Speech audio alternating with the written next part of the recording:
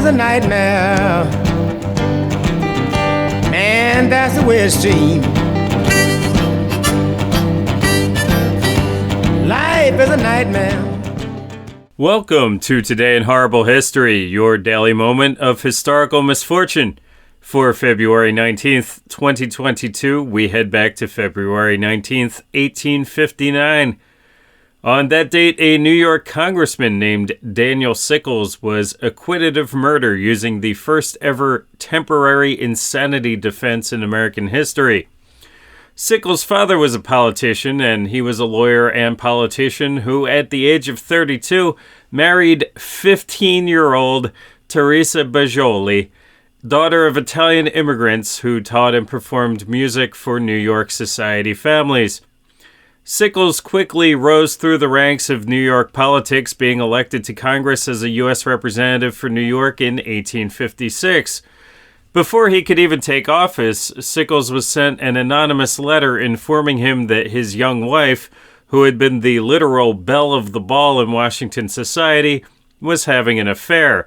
Specifically, the letter noted that Teresa was traveling to a downmarket and scandalously mixed-race neighborhood in Washington to have trysts with Philip Barton Key.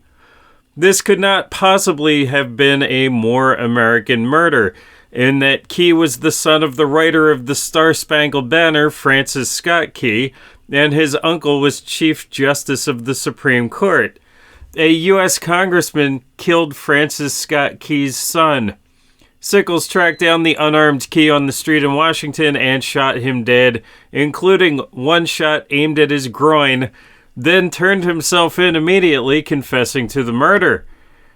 The murder and its trial were the biggest scandal and social event of 1859.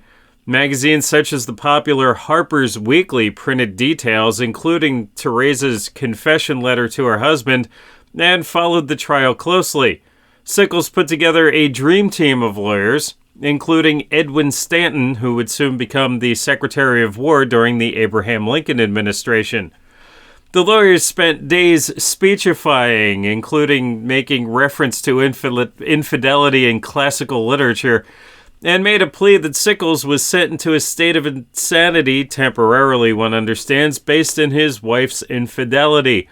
These speeches did not mention that Sickles himself had previously been tied to a fairly famous prostitute who used the nom de lit Fanny White.